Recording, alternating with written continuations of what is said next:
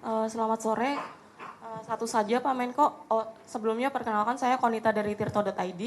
Mau bertanya satu saja Pak. Tadi kan Bapak sempat menyinggung kalau fokus pemerintah adalah untuk memeratakan pembangunan kereta api ya Pak ya untuk di seluruh wilayah Indonesia. Sedangkan beberapa waktu sebelumnya itu pemerintah juga akan mempercepat pembangunan proyek kereta cepat, memperpanjang jalurnya dari Jakarta Surabaya gitu Pak. Nah, ke depan fokusnya Bapak seperti apa Pak? Apakah akan tetap melanjutkan pembangunan kereta cepat atau lebih fokus ke pemerataan gitu Pak?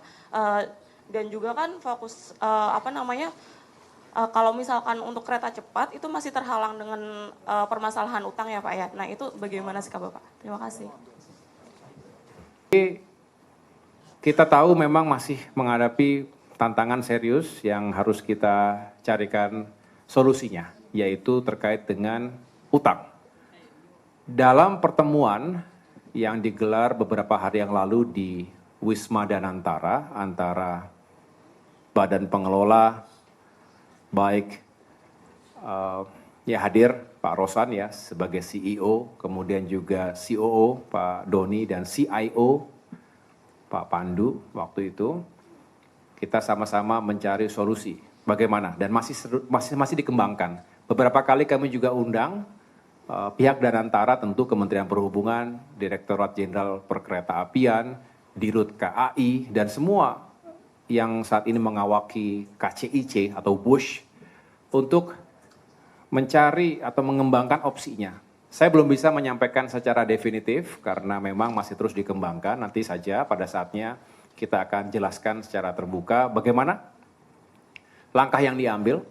Masih ada opsi tentunya prasarana ditanggulangi oleh pemerintah, tapi juga masih ada opsi bahwa sudah Danantara bisa take over dan lain-lain. Ya, saya tidak ingin menjadi polemik antara pemerintah seperti berhadapan-hadapan dengan swasta dengan Danantara atau BUMN, karena sama-sama kita ingin mencari solusi yang terbaik. Ini arahan dari Pak Presiden dan saya sedang mengawal isu ini bersama teman-teman yang lain. Ini saya masuk dulu ke Kornita ya. Bu, apa tadi? Benar ya? Konita. Nggak pakai R. Konita. Masih ada kaitan dengan kereta api. Nanti saya kembali ke GSW ya, saya akan kembali ke sana.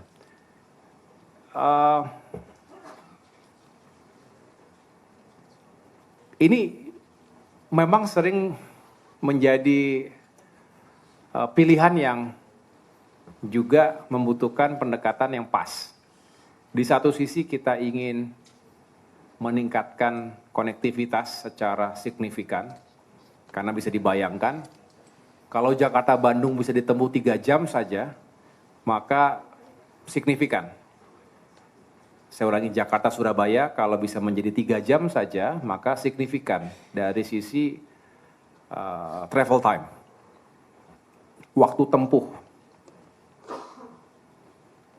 Kadangkala kita kalau sudah lagi macet-macetnya saja kita bisa sekian jam kan, sekitaran sini Jabodetabek. Ini 3 jam tembus sampai dengan Surabaya.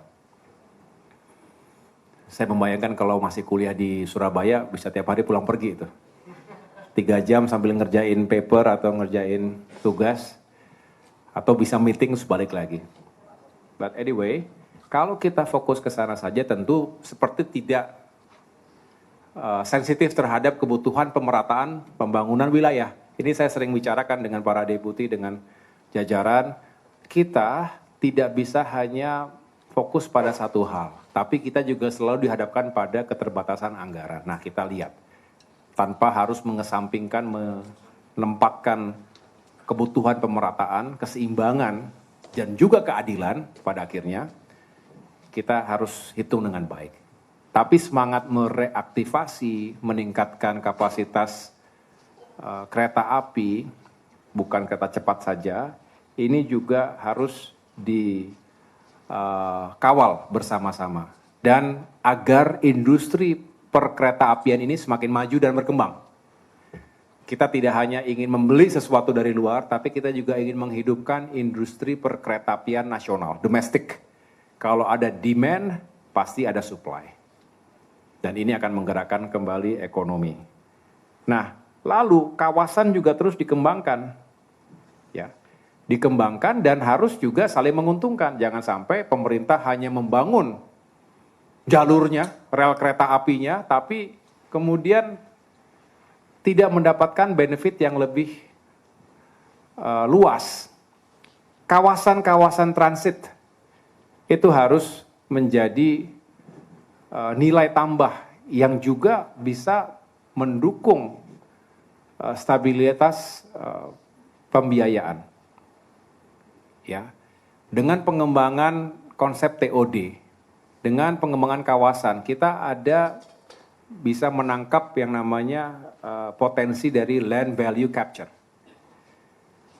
Ya, nilai tambah dari tanah atau lahan yang ada di sekitar transit hub dan juga lokasi-lokasi yang memang didesain sejak awal untuk dikembangkan di sepanjang jalur-jalur kereta tadi. Jadi, saya ingin menggarisbawahi bahwa saat ini kami terus menghitung. Pemerintah pusat sendiri tentu melibatkan berbagai KL, termasuk dari sisi bisnis tentu kita ingin mendengarkan masukan dari teman-teman Danantara, dari perusahaan-perusahaan yang memang bergerak di situ. Tapi juga dari sisi pengembangan dan pemerataan wilayah kita mendengarkan masukan dan juga menarik ingin mengundang kontribusi yang real dari pemerintah daerah, provinsi, kabupaten, kota. Karena pada akhirnya itu akan mengembangkan ekonomi di daerah yang dilewati oleh kereta tersebut. Demikian terkait dengan kereta cepat maupun kereta api secara umum. Intinya KAI juga harus sehat. Karena KAI tidak hanya mengurusi kereta cepat. KAI bertanggung jawab pada sektor perkeretaapian di seluruh Indonesia.